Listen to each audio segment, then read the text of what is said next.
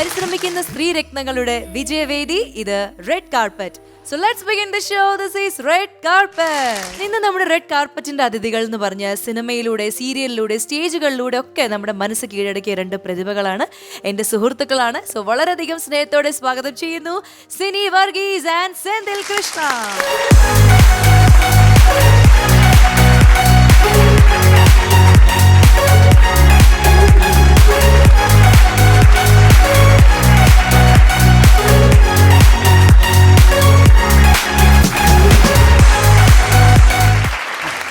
കാർപ്പറ്റിലേക്ക് സ്വാഗതം. Thank you. സ്വാഗതം red കാർപ്പറ്റിലേക്ക്. പിന്നെ എന്തൊക്കെയുണ്ട് വിശേഷം? സുഖമായിട്ടിരിക്കുന്നു? സുഖമായിട്ടിരിക്കുന്നു. നമ്മള് അഭിനയിച്ചു, പ്രോഗ്രാം ഒക്കെ ചെയ്തെങ്കിൽ പോലും ഇങ്ങനെ കണ്ട് സംസാരിക്കാൻ ഒരു അവസരം കിട്ടിയില്ലായിരുന്നു. നമുക്ക് സംസാരിക്കാം, വിശേഷങ്ങൾ പറയാം, എല്ലാം പങ്കുവയ്ക്കാനുള്ള ഒരു നിമിഷമാണ് ഇന്നത്തെ എപ്പിസോഡ്. നമ്മൾ കിടക്കും. അതുകൊണ്ട് രണ്ടുപേരും ഒരിക്കൽ കൂടി റെഡ് കാർപ്പറ്റിലേക്ക് സ്വാഗതം ചെയ്യും. ഈ മായ ബസാർ, സന്മനസ്സുള്ളവർക്ക് സമാധാനം, ആ ഒരു സീരിയലിലേക്കാണല്ലോ കൂടുതൽ ശ്രദ്ധിക്കപ്പെട്ടത്. പിന്നെ നമ്മുടെ നത്തോലി നെൽസൺ. അപ്പോൾ ഈ ഒരു ക്യാരക്ടേഴ്സിനെ കുറിച്ച് ഇപ്പം ഇങ്ങനെ വെറുതെ ഇരിക്കുമ്പോൾ ഓർമ്മകൾ അയവർക്കാറുണ്ടോ? തീർച്ചയായിട്ടും. കാരണം ഞാൻ ആദ്യം അഭിനയിക്കുന്ന സീരിയൽ മായ ബസാർ എന്ന് പറയുന്ന നമ്മുടെ നിസാർ സാർ സംവിധാനം ചെയ്ത സീരിയലാണ്.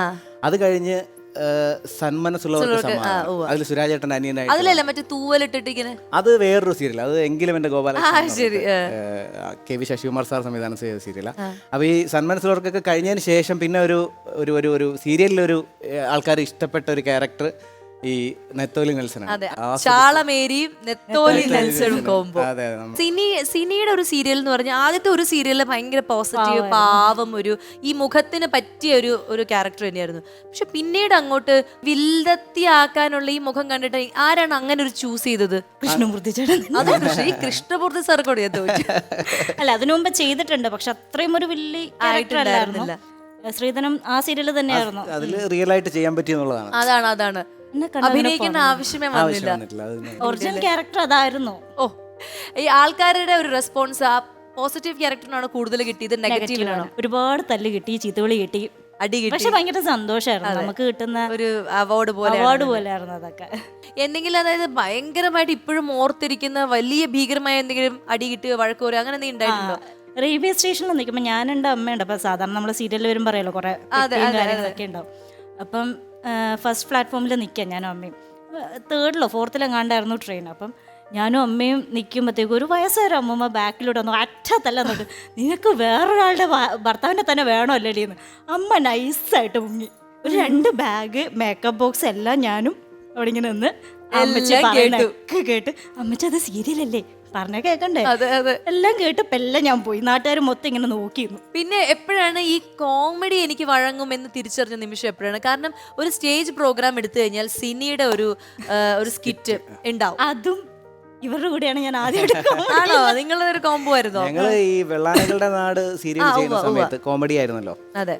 അപ്പോൾ ഞങ്ങള് ആ സമയത്ത് പിന്നെ സ്റ്റേജ് അവാർഡ് ഫംഗ്ഷനൊക്കെ നമ്മുടെ ടീമിന്റെ ഒരു സ്കിറ്റ് ഉണ്ടാവാറുണ്ട്. എന്റെ ഫസ്റ്റ് ആ സീരിയലായിരുന്നു ഫസ്റ്റ് ഞാൻ കോമഡി ചെയ്തത്. അത് കെ വി ശശികുമാർ സാറാണ് സിനിയെ കൊണ്ട് കോമഡി ചെയ്യിച്ചത്. ചേട്ടന്റെ മനസ്സിൽ നിൽക്കുന്ന ഏതെങ്കിലും ഒരു സ്റ്റേജ് പ്രോഗ്രാം ഉണ്ടോ ഭയങ്കര അടിച്ചു പൊളിച്ചു പോയത്? എനിക്ക് തോന്നുന്നു നമ്മൾ ഒരുമിച്ച് US ട്രിപ്പ് ഉണ്ടായിരുന്നു. അത് നല്ലൊരു ഷോ ആയിരുന്നു. എനിക്ക് അത് ഒരുപാട് ആൾക്കാരില്ലെങ്കിൽ പോലും വളരെ ചെറിയ ആൾക്കാരായിട്ട് ലിമിറ്റഡ് ആയിട്ടുള്ള നമ്മൾ ഒരു 1.5 മാസം നമ്മൾ എൻജോയ് ചെയ്ത ഒരു ട്രിപ്പായിരുന്നു. പിന്നെ നമ്മൾ അന്ന് ഒരു ന്യൂയോർക്ക് സിറ്റിയിൽ പോയപ്പോൾ ആ കുറേ സ്റ്റാച്യൂസ് ഇങ്ങനെ ആൾക്കാരാണ് നിൽക്കുന്നത്. എന്നിട്ട് ഞാനും സെന്തിലേട്ടനും പല സ്ഥലത്തും പോയി പല പോസിലൊക്കെ നിന്നു. വല്ലവരും എന്തെങ്കിലും പോക്കറ്റ് മണി തന്നാലോ എന്ന് വിചാരിച്ച്. പക്ഷെ നമ്മളെ കണ്ടിട്ട് ലുക്ക് ഇല്ലാത്തതുകൊണ്ട് ആരും മൈൻഡ് ചെയ്തില്ല. പക്ഷെ ഇപ്പോഴാണെങ്കിൽ ചിലപ്പോൾ സെന്തിലേട്ടനെ കണ്ടാൽ മൈൻഡ് ചെയ്യും, കാരണം ലുക്കൊക്കെ മാറി. അന്ന് ഇങ്ങനെയല്ല, അന്ന് ഒരു ക്ഷീണിച്ച ഒരു ഉണക്ക പോലെ ഇരിക്കുന്ന ആള്. ഇത് കഴിഞ്ഞ് ഞാൻ പുകഴ്ത്താം.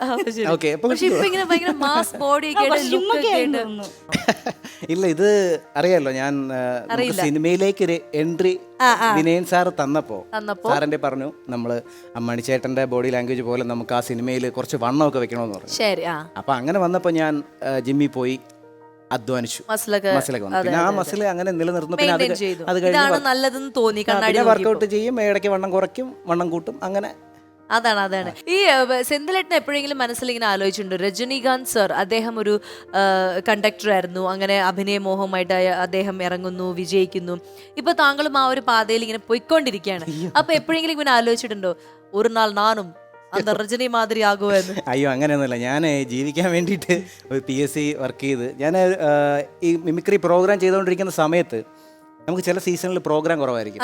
അപ്പം നമുക്ക് ജീവിക്കാനുള്ള കാശ് കിട്ടാൻ ബുദ്ധിമുട്ട് വരും. അപ്പോൾ അത് ഗവൺമെൻറ് ജോലിയാണെങ്കിൽ സൂപ്പർ സുഖമായിട്ട് നമുക്ക് അതെ. അങ്ങനെ ഞാൻ PSCക്ക് വേണ്ടി നന്നായിട്ട് കഷ്ടപ്പെട്ട് വർക്ക് ചെയ്തൊരു 5 ലിസ്റ്റിലോളം ഉണ്ടായിരുന്നു. അപ്പോൾ ആദ്യം കിട്ടിയത് കണ്ടക്ടറായിരുന്നു. കണ്ടക്ടർ ആകുമ്പോൾ നമുക്ക് പ്രോഗ്രാമിനും പോവാം, ഷൂട്ടിന് പോവാം, എല്ലാം ചെയ്യാം. അപ്പോൾ നമ്മളില്ലെങ്കിലും വേറൊരാൾ പകരം ഡ്യൂട്ടിക്ക് കയറും. അപ്പോൾ അതുകൊണ്ട് ഞാൻ കണ്ടക്ടർ ജോലി. പിന്നെ യാത്രകൾ ചെയ്യാം, പിന്നെ നല്ല രസം നമ്മുടെ ആൾക്കാരോടൊപ്പം നമുക്ക് മിങ്കിൾ ചെയ്ത് അടിപൊളിയായിട്ട് പോവാം. കൂടുതൽ സ്ത്രീകളുമായിട്ട് ഇടപഴകാം. അന്ന് പോയാൽ മതി, അടി കിട്ടും. ഓ പിന്നെ അങ്ങനെയൊക്കെ ഉണ്ട്. ഈ സെന്തിലേട്ടൻ വിനയൻ സാറിന്റെ അടുത്ത് നിന്ന് പഠിച്ച കാര്യങ്ങൾ എന്തൊക്കെയാണ്? ഒരു ഗുരു എന്ന രീതിയിൽ അല്ലെങ്കിൽ ഒരു സിനിമ സംവിധായകൻ എന്ന രീതിയിൽ ഒരുപാട് കാര്യങ്ങൾ സാറിനെ എന്താ പറയുക, ആദ്യം ഞാൻ പഠിച്ച ഒരു പറയുന്ന വാക്കിൽ, ഒരാൾക്ക് കൊടുക്കുന്ന വാക്കിൽ ഉറച്ചു നിൽക്കുക എന്നുള്ള കാര്യം. കാരണം സാറ് എന്നെ കാസ്റ്റ് ചെയ്ത സമയത്ത് സാറിനോട് ഒരുപാട് പേര് പറഞ്ഞു വേണ്ട. കാരണം വേറൊന്നും കൊണ്ടല്ല, മണിച്ചേട്ടനോടുള്ള ഇഷ്ടം കൊണ്ടിട്ട് അത് ഈ പുള്ളിക്കാരൻ ചെയ്താൽ അത് ശരിയാകുമോ അന്ന് എൻ്റെ ആ ഒരു രൂപവും. കാരണം എനിക്ക് പോലും ഡൗട്ടായിരുന്നു ഞാനിത് എങ്ങനെ ചെയ്യും എന്നുള്ളൊരു പേടി. പക്ഷെ സാർ എന്നെ കൊണ്ട് അത് ചെയ്യിപ്പിച്ചെടുക്കാൻ പറ്റുമെന്നുള്ള സാറിൻ്റെ ഒരു വിശ്വാസമുണ്ട്. സാർ ആ ഉറച്ച തീരുമാനത്തിൽ നിന്നു എന്നുള്ളതാണ്. എന്നെ മാറ്റാതെ എന്നെ വെച്ച് തന്നെ ആ പടം എടുത്ത ഒരു സക്സസ് ആക്കി എന്നുള്ളതാണ്. ജീവിതത്തിലെ ഒരു പ്രധാനപ്പെട്ട ഒരു വ്യക്തി എന്ന രീതിയിൽ അദ്ദേഹം എപ്പോഴും കൂടെ ഉണ്ട്. അതെ. ശരി, ഇനി സിനി ചേച്ചിയുടെ അതായത് സ്കൂൾ ജീവിതം, 8ാം ക്ലാസ് വരെ സ്കൂൾ ജീവിതം അല്ലെങ്കിൽ ആ ഒരു കുട്ടിക്കാലത്തെ ഒരു സിനി വർഗീസ് ഉണ്ടാവുമല്ലോ, എങ്ങനെയായിരുന്നു? അതായത് സ്കൂളിൽ ഭയങ്കര ആക്റ്റീവ് ആയിരുന്നോ, ഷൈ ആയിരുന്നോ? ഞാൻ ഭയങ്കര ആക്റ്റീവ് ആയിരുന്നു. എന്തൊക്കെ യൂത്ത് ഫെസ്റ്റിവലിന് പോവാൻ വേണ്ടി മാത്രം സ്കൂളിൽ പോകുന്ന ഒരു മിടുക്കി കുട്ടിയായിരുന്നു. ഇനി ഭാവിയിൽ എന്തെങ്കിലും അതായത് ബിസിനസ് വുമൻ ആവണം അങ്ങനെ എന്തെങ്കിലും ആഗ്രഹമുണ്ടോ? അതിനുള്ള കാലിബറൊന്നും ഇല്ല. ഒന്നും ആഗ്രഹമില്ലാത്തൊരു പാവം. ഡാൻസ് ക്ലാസ് ഇടണം, ഒരു ക്ലാസ് ഇടണം, ഡാൻസ് ടീച്ചർ ആവണം എന്നുള്ളതിന്. അത് ചെറുപ്പം മുതലേ അങ്ങനെ തന്നെയായിരുന്നു ആഗ്രഹം. നമ്മുടെ അടുത്ത് പഠിക്കുമ്പോൾ ചോദിക്കില്ലേ ആരാവണം? Dance teacher. സെന്തിലേട്ടൻ അപ്പൊ എന്താ പറയാ, ആരാവണമെന്ന് ചോദിച്ചാൽ എന്ത് പറയും? എനിക്ക് സിനിമ നടനാവണമെന്ന് ആഗ്രഹമായിരുന്നു. ഞാൻ അപ്പോഴ് നമ്മുടെ ഉള്ളിലുണ്ടല്ലോ, പക്ഷെ നായകനാവണമെന്നോ അല്ലെങ്കിൽ അങ്ങനെ സിനിമയിൽ വരികയെന്നല്ല, സിനിമയിൽ ചെറിയ സിനിമയിൽ എത്തണം, അതായിരുന്നു ആഗ്രഹം. മിമിക്രിയൊക്കെ ചെയ്ത് നമ്മൾ അങ്ങനെ നിൽക്കുന്ന സമയമായിരുന്നു. അപ്പോൾ പണ്ട് മുതലേ മിമിക്രി ചെയ്യുമായിരുന്നു. ഈ മിമിക്രിയുടെ കാര്യം പറഞ്ഞപ്പോൾ ഇപ്പോൾ മിമിക്രി അധികം ചെയ്യാറില്ലായിരിക്കും, സ്വാഭാവികം. പക്ഷെ എന്നാലും എന്തെങ്കിലും ഒരു നമ്മുടെ പ്രേക്ഷകർക്ക് വേണ്ടി ചെയ്യാൻ പാകത്തിന് എന്തെങ്കിലും സംഭവം ഉണ്ടോ കയ്യിലിപ്പോ? ഞാൻ നേരത്തെ ഒരുപാട് ചാനലൊക്കെ ചെയ്തിട്ടുള്ളതാണ്, എന്നാലും ഒന്ന് അവതരിപ്പിക്കും. അത് നമ്മുടെ തട്ടിമുട്ടി സീരിയലിലെ നമ്മുടെ ജയകുമാരേട്ടൻ, പയ്യൻ ചേട്ടൻ്റെ ശബ്ദം, ആ ശബ്ദത്തിൽ നിന്ന് നമ്മുടെ സത്യൻ മാഷിന്റെ ശബ്ദത്തിലേക്ക് പോയിട്ട് അതിൽ നിന്നും ആട്ടിൻകുട്ടിയുടെ സൗണ്ടിലേക്ക് പോയിട്ട് നമ്മുടെ ഉമ്മൻചാണ്ടി സാറിന്റെ സൗണ്ടിലേക്ക് എത്തുന്ന ഒരു ശബ്ദത്തിന്റെ വേരിയേഷൻ നമുക്ക് നോക്കാം. ട്രൈ ചെയ്യാം. മോഹനവല്ലി അമ്മേ, അർജന്റീനയുടെ ഫ്ലെക്സിന്റെ താഴെ അമ്മയുടെ ഫോട്ടോ വെക്കണമെന്നാ ഇവരൊക്കെ പറയുന്നത്. മോഹനവല്ലി അമ്മേ, അമ്മേ, അമ്മേ, കറുത്തമ്മേ, കറുത്തമ്മ എനിക്ക് വേണം. കറുത്തമ്മേ ഞാനിങ്ങ് എടുക്കുക. കറുത്തമ്മേ നിങ്ങൾ എനിക്ക് തരണം. അമ്മേ, അമ്മേ, അമ്മേ,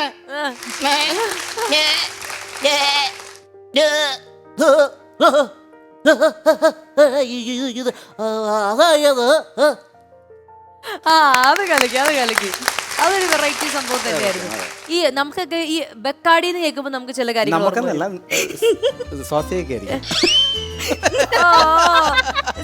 ബക്കാടി കേട്ട എന്താ ഓർമ്മ വരുന്നത്? അത് കേൾക്കാം. എനിക്ക് ബക്കാടി എന്ന് കേൾക്കുമ്പോൾ ഓർമ്മ വരുന്നത് സിനിയുടെ വീട്ടിലെ പൂച്ചക്കുഞ്ഞ്.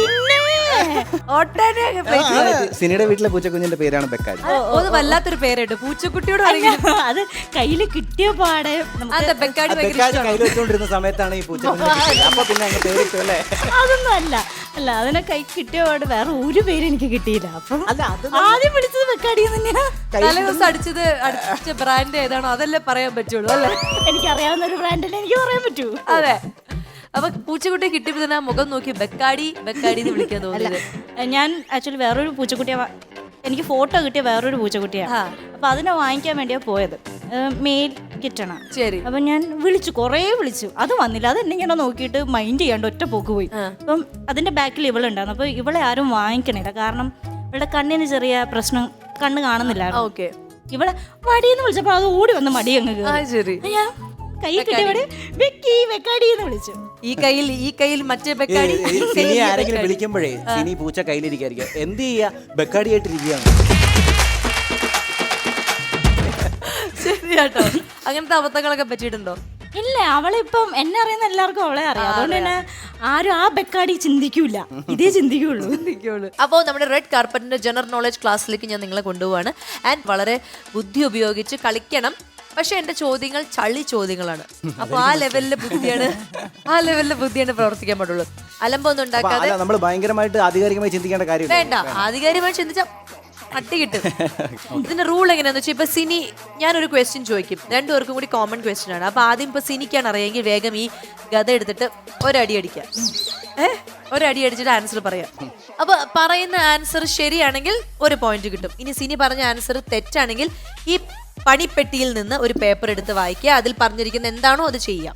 നമുക്ക് ഇനി തെറ്റ് പറഞ്ഞത് വേണമെങ്കിൽ 2 അടി ഗത വെച്ച് അടിച്ചോ, അത്രേ ഉള്ളൂ.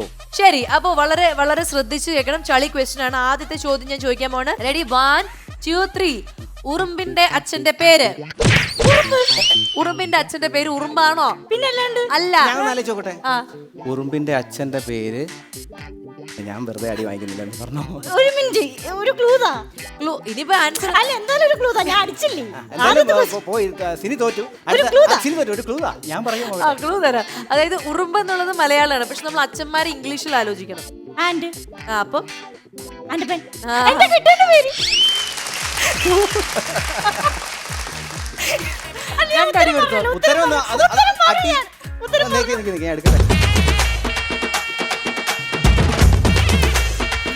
അവതാരികയോട് കടുത്ത പ്രണയമുള്ള ആളായി ആക്ട് ചെയ്യുക. ശരി, പറഞ്ഞോളൂ. അല്ല, പ്രണയിച്ചോളൂ. എനിക്ക് പ്രണയിക്കാൻ അറിഞ്ഞൂടാ ഒരു സത്യം. മ്യൂസിക് ഇട്ടോളൂ. അയ്യേ, അയ്യേ.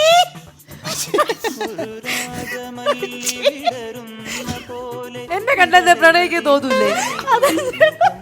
നിങ്ങൾ ആണാണ് ഇപ്പൊ, പെണ്ണല്ല. ആൻഡപ്പൻ. ഇപ്പൊ ആൻഡപ്പനാണ് അല്ല, എന്നാലും തോന്നണ്ടേ. അപ്പൊ ഈ കുട്ടിക്ക് എന്നെ പ്രണയിക്കാൻ പറ്റുന്നില്ല. സത്യമായിട്ടും ഞാന് പ്രേമിക്കുമ്പോ പോലും അങ്ങനെ. അത് അടുത്തത്. ഓക്കെ, ശ്ശീ, എന്നാലും നീ ഇവളെയൊക്കെ നോക്കി. അടിപൊളി. ബെസ്റ്റ് കണ്ടക്ടറായി അഭിനയിക്കാം. അതായത് ഞങ്ങൾക്ക് രണ്ടുപേർക്കും കാസർഗോഡാണ് സെന്തിലേട്ടൻ പോകുന്നത്, ഞാൻ പോകുന്നത് കൊയിലാണ്ടി. അപ്പൊ അതേ കാസർഗോഡ് യാത്രക്കാരനാണ്. കുറച്ച് അലമ്പൊക്കെ ഉണ്ടായിക്കൊള്ളട്ടെ യാത്രക്കാരൻ. അതെ, കാസർഗോഡ് യാത്രയാകുമ്പോ കാസർഗോഡ് ഭാഷയിലെ സംസാരിക്കുള്ളൂ. അയ്യോ, എന്നെ എറണാകുളം കാസർഗോഡ് മതി. കാസർഗോഡ് ആ ടിക്കറ്റ് എടുത്തേക്ക് പോന്നെ. കാസർഗോഡ് പോകാനല്ല, എടുത്തേക്ക് സ്ഥലം പറപ്പാ. കാസർഗോഡ് കാഞ്ഞങ്ങാട്. ഈ എടുത്തേക്ക് പോന്നെ കൊയിലാണ്ടി. കാസർഗോഡ് ബസ്സിൽ കൊയിലാണ്ടി. ബാക്കി വന്നില്ലാട്ടാ. ബാക്കി പിന്നെ തരാം. നിങ്ങൾ പോയിട്ട് ബാക്കി അയാളുടെ കൂടെ പോയാൽ മതി. ഞാനേ ആക്ച്വലി തിരുവനന്തപുരത്തുള്ള ആളാ. കാസർഗോഡാണ് ഇപ്പൊ താമസം. അപ്പൊ എനിക്ക് തിരുവനന്തപുരം എനിക്ക് വരുള്ളൂ ഭാഷ. നിങ്ങൾ ഇടയ്ക്ക് പറ, എന്നാലല്ലേ എനിക്ക് ടിക്കറ്റ് തരാൻ പറയൂ. അയാൾ എന്റെ ടിക്കറ്റ് എടുക്കും, അയാളോട് ചോദിക്കും. നിങ്ങൾ ഏടത്തേക്ക് പോന്നെ? എനിക്ക് കാഞ്ഞങ്ങാടാണ് പോകേണ്ടത്. നിങ്ങൾക്ക് ടിക്കറ്റ് തന്നിട്ടേ? എനിക്ക് ടിക്കറ്റ് തന്നു. നിങ്ങൾ ഏടത്തേക്ക് ഏത് ജാഗ നിങ്ങൾക്ക്? കാഞ്ഞങ്ങാട് തന്നെ. അതെടുത്താ. അപ്പോ ആ കുട്ടിയുടെ പൈസ വേറെ തരും.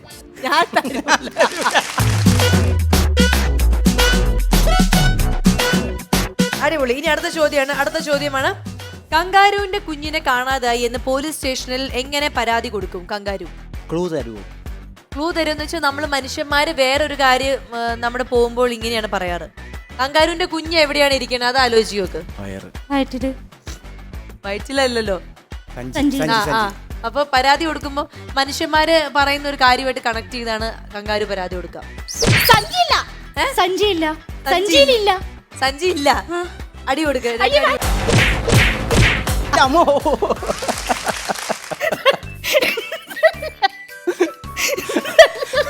ഒറ്റയടിക്ക് എന്റെ ബോധം പോയി. ഒറ്റയ്ക്ക് പറഞ്ഞ് സമ്മാനം വാങ്ങിക്കൊണ്ട് പോകാനുള്ള ഇവളുടെ ഗൂഢതന്ത്രമാണിത്. അങ്ങനെ വീണ്ടും ഔട്ടായിരിക്കാണ്. ഞാൻ പറയാൻ പറ്റുമോ നോക്കട്ടെ? നമ്മള് മനുഷ്യന്മാര് പറയും പോലീസ് സാറേ എന്റെ പോക്കറ്റില്ല. അത് എങ്ങനെ പറയും? പോക്കറ്റ് അടിച്ചു. എന്റെ സഞ്ചി അടിച്ചു. എന്റെ പോക്കറ്റ് അടിച്ചു. കങ്കാരുന്റെ പോക്കറ്റ്. ഓ അതാണോ? ഇത് ഇച്ചിരി ഇത് ചളിയല്ല. ഇത് ചളിയാണെങ്കിലും അതിൽ കുറച്ച് ഇന്റലിജൻസ്. അത് ഞാൻ ചോദിക്കുന്നോണ്ടായിരിക്കും. അത് എനിക്കറിയില്ല. സിനി എടുത്തോളൂ. ഇത് ഞാൻ പറഞ്ഞത്, ഇത് ഞാൻ മൊത്തം ഞാൻ വാങ്ങിയെടുക്കും.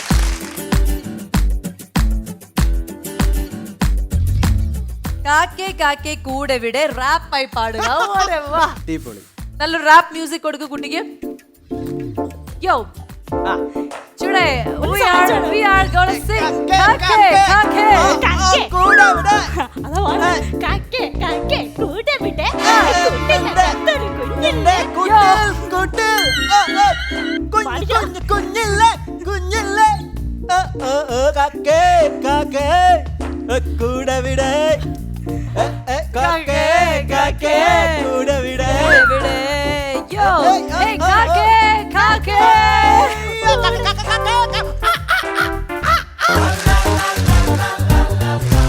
ആർക്കും പണിഷ്മെന്റ് കിട്ടിയത്. ഇനി അടുത്ത ക്വസ്റ്റ്യൻ ആണ്, ശ്രദ്ധിച്ചു കേട്ടു. ഓട്ട മത്സരത്തിൽ ഫിനിഷിംഗ് ലൈൻ കഴിഞ്ഞു ഓടിയ ആളെ നമ്മൾ എന്ത് പറയും? അതൊരു ഇംഗ്ലീഷ് വേർഡാണ്. അതായത് നമ്മള് ഫിനിഷിംഗ് നമ്മൾ ചെയ്യുന്ന കാര്യത്തെക്കാളും കൂടുതൽ ചെയ്തുകൊണ്ടിരുന്ന നമ്മൾ പറയില്ല അവൻ ഭയങ്കര ഓവർ അല്ലാതെ വേറെ.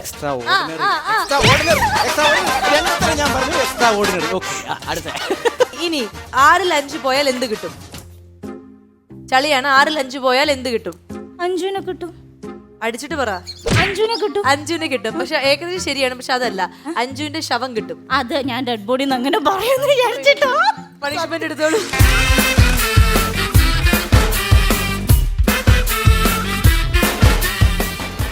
സ്ലോ മോഷനിൽ ഓടുക. സ്ലോ മോഷനിൽ ഓടുക. ഈ കഥ ഇവിടെ തന്നോളൂ. അടിപൊളി. നമ്മുടെ ചേട്ടന്മാരൊരു മ്യൂസിക് ഇടും. സ്ലോ മോഷനിൽ ദാ ഇവിടുന്ന്.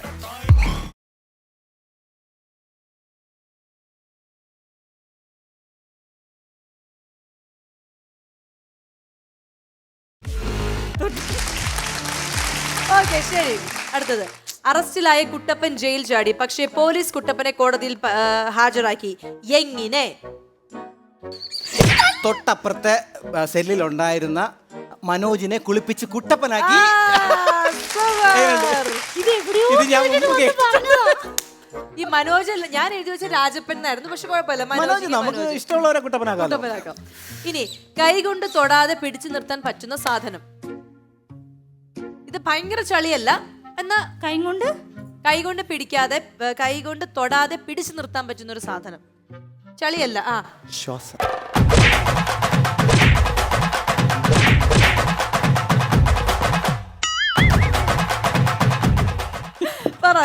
ശ്വാസം. എല്ലാ ചളിയും പിടിച്ചിട്ട് വന്നേക്കുവോ? അല്ല, ഇത് സംഭവം എന്താ അറിയാമോ? ഇവിടെ ആദ്യത്തെ 2 അടി അടിച്ചില്ലേ, അപ്പൊ എന്റെ കിളി തിരിച്ചു വന്നു. അതാ. പരിശുദ്ധമായ നാവുള്ള കേരളത്തിലെ സ്ഥലം. ചളിയാണ്. പരിശുദ്ധമായ നാവുള്ള കേരളത്തിലെ സ്ഥലം. സ്ഥലപ്പേരാണ്. ഏത് ഭാഗത്തായിട്ട് വരും? ഈ സ്ഥലം ഏത് ഭാഗത്തായിട്ട്? കാസർഗോഡിന് അടുത്തൊക്കെയാണോ കേരളത്തിന് അടുത്താണോ? കേരളത്തിന്റെ ഒരു ഭാഗത്താണ്. നാവ് വെച്ച് വരുന്നതാണോ? ആ സ്ഥലത്തിന്റെ പേരിന്റെ അവസാനം നാവിലാണ് അവസാനിക്കുന്നത്. താ വെച്ചിട്ട് തുടങ്ങും. താ വെച്ചിട്ട് തുടങ്ങും, വായിൽ അവസാനിക്കും, പിന്നെ നടുക്കൊരു അക്ഷരേ ഉള്ളൂ. വായിൽ അവസാനിക്കും, താ വെച്ച് തുടങ്ങും, നടുക്കൊരു അക്ഷരം.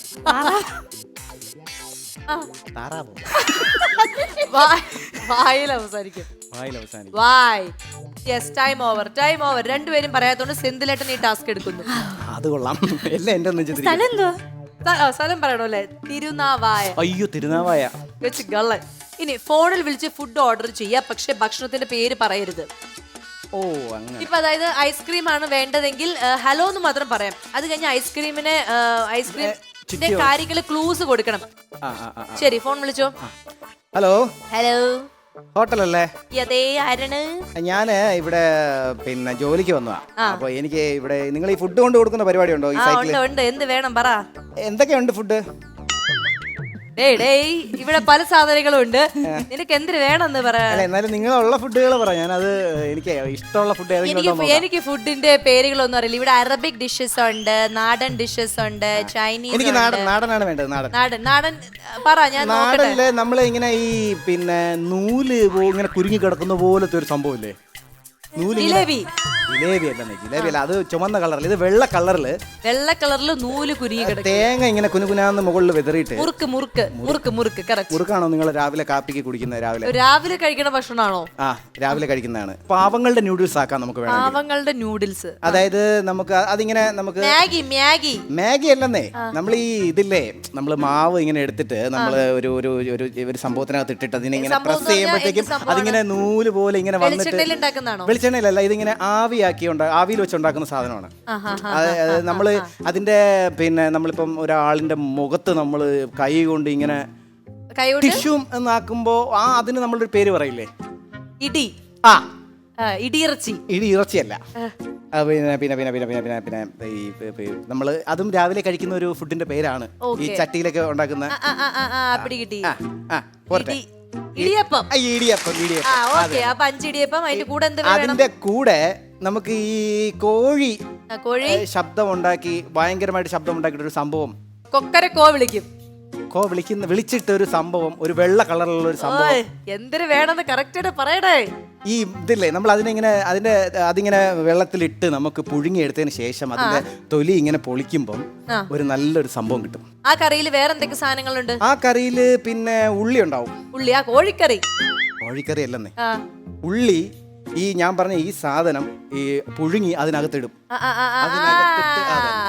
മുട്ട അതാണോ വേണ്ടേ? അതെ, അല്ലാതെ ഈ തട്ടുകടയിൽ നിങ്ങൾക്ക് വേറെ ഷവായി ഒന്നുമില്ലല്ലോ. ഷവായി ഉണ്ട്, വേണോ?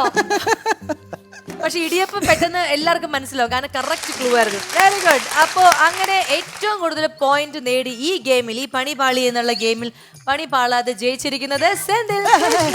സൂപ്പർ. ആൻഡ് വളരെ മനോഹരമായിട്ട് നല്ല നല്ല ഓമനത്തമായിട്ട് ഈ ഗെയിമിൽ തോറ്റിരിക്കുന്നത് സിനി വർഗീസ്. ശരി, അപ്പൊ ഞാൻ സെന്തിലേട്ടനുള്ള നല്ലൊരു സ്വീറ്റ് ആയിട്ടുള്ള സമ്മാനം എടുത്തിട്ട് വരാം. അപ്പോൾ നമ്മുടെ ഈ ഗെയിമിൽ ജയിച്ചതിനുള്ള എന്റെ സ്നേഹ സമ്മാനം ഞാൻ കൊടുക്കാൻ പോവുകയാണ്.